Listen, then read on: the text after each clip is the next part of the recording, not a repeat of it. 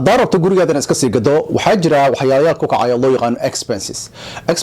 dadka qaar ayaa laga faa'iideystaa sida laga faa'iideysan waxaan ku sheegayaa haddii maanta gurigaada aad gadayso waxyaalayaasha ku kacaya saad u fahanto hadhow si aan ugu qaldin walaal soo dhow magacaaga waxa la yiraahdaa daahir waxaan halka kaga hadalnaa real estate investment bulshada ayaan ka caawiya gurigooda iska sii gadaan ama inay guri cusub iibsadaan insha Allah arrimahan si aan kaaga caawiyo waxaa ka soo qabataa website-kayga sahanrealty.com waxaan halkan kaga hadalnaa oo kale side hustle kaga hadalnaa insha Allah soo follow garay video noocan soo waran okay dan ku bilaabo the first thing ugu horeeyo aad ka fikirayso lacagaha ku kacaya kamid ah wax loo yaqaan mortgage pay off way hadda maanta guri iibsatay 400,000 oo maanta balance kugu haray uu yahay 120,000 lacagta balance ku harayo waxay noqonaysaa 280,000 noqonaysaa laakiin lacagtaasi waa in la bixiyaa ku sheegayo 120,000 ka balance ku haray waa in laga bixiyaa noqonaysaa marka guriga la sii gadayo so the next thing wax loo yaqaan real estate professional service fee oo ah ninka real estate agent kula shaqeynayo commission ku kacaysa waa both buyers and sellers lacag ku kacaysa so usually an average was 6% waaye hadii yahay lacagta waxay noqonaysaa $24,000 ha fiirin lacagta ku kacayso ee waxa fiirisaa resultiga qofka uu ku qabanayo shaqada ku qabanayo and usually this age hadda ku jirno everything digital way hadii qofka digital uu sameeyo digital advertisement uu sameeyo like Facebook at TikTok at all these things uu sameeynin it's like most likely gurigaasi advertisementigiisa iyo bulshada say warkaan aad bay u adkaanaysaa hadii dadka arki waayeen dhibaato ku noqonaysa gurigii in la iibsan waayo hadii la iibsan waayana lacag badan kama sameynaysid so laakiin the last probably haddaan suuq soo galiyay waxa lagu 400,000 ku soo galiyay that's the price uu ka joogay laakiin 415,000 baa lagu iibsaday the reason waa digital marketing okay waan ka socoyaa laakiin anigu ballanka ma qaaday gurigaada inuu lacagta ka badanayo waxa ku xirantay gurigaada condition ku sugan yahay in sidii gurigaada hadduu gurigaada guri burbursan yahay nasiib dar lacagtaas ma soconayso okay lacagta kale inaad bixinayso laga rabo wax loo yaqaan waa owner title insurance the owner title insurance kan gurigan ay ku jirtay inta ku noolad ma qaribtay dad kala ku qortay wax kala ku sameysay waa insurance inuu sax yahay rabaa oo waxay title-kii nadiif u yahay hadduu title nadiif noqon waayo dhib ay kugu noqonaysaa $550 ku kacdaan average lacagta kale wax loo yaqaan jirta oo waa transfer taxes oo basically dawladda way ku canshuuraysaa marka guri iibsan guri iska sii gadayso lacagtaas lagu canshuurayo hadda Hannibin Ramsey ku nooshahay waxay canshuuraan at least 0.34 canshuuraan haddaad ku nooshahay the rest of the counties countyada kale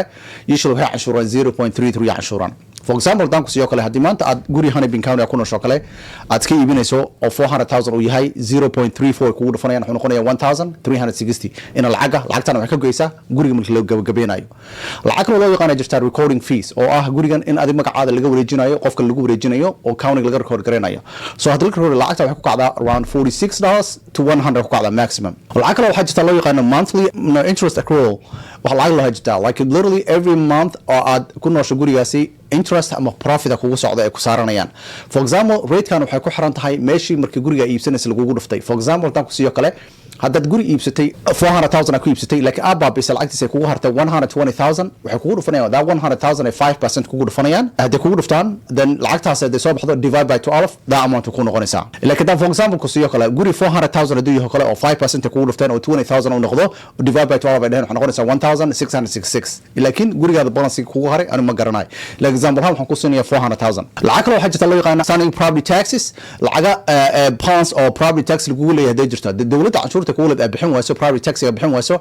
قسم markii la gabagabeenay guriga ayaa laga rabaa usually sala socotaan lacagta property tax waxa la bixiyaa May 15 in October 15 hadda bixin waaso lacagtaasi markii guriga la gabagabeenayo waa laga rabaa alright waxa loo yaqaan title fees jira guriga ku title ka shaqada ku qabanayo lacag ku judge garanayaan oo ay ka xaqiijinayaan everything is in compliance or everything waxa in sax yihiin taasoo ku kacayso roughly around 700 ku kacaysan average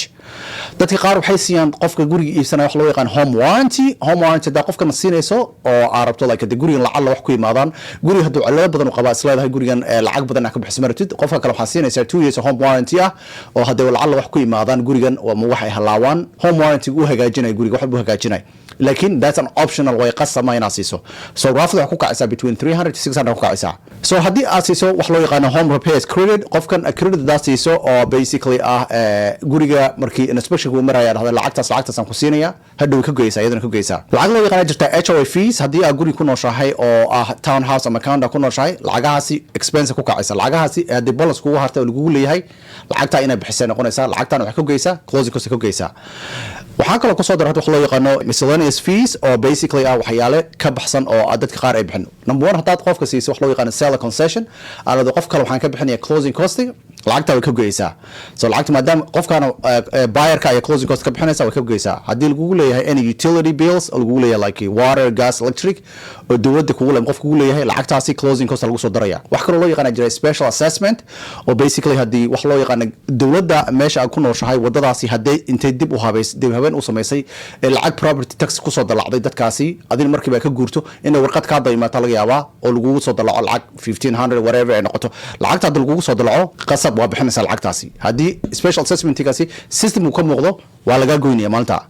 waxaa kaloo lagu gooniyaa lacag loo yaqaano haddii lagu leeyahay wax loo yaqaano liens iyo judgment attachment to the property. haddii qof intuu guri ku imaado guri ku hagaajiyay qaasnaada lacagtina uu diiday isku dayday ma soconayso. haddii lacago IRS lacag kugu leedahay oo aad inaad bixisaa diiday way imaanaysaa. haddii lacaga child support oo lagu lahaa fara badan ay jirto waa lagu soo dari karaa. all these things way ka muuqanaysaa. waxyaalahaas dhan inaad iska kala garaysa fiican. so haddii aan wax ilooway aad isleedahay wax xasuustaadiga waa nagu commentiga nagu soo qori kartaa insha Allah. intaas ay haya haddii rabto gurigeena iska sii gada ama guri cusub inaad iibsato insha Allah iga soo qabsadkayga saxarroyalty.com insha Allah. si aad video noocan kale u aragto fadlan soo follow garee. wa islaamiya. Assalaamu alaykum.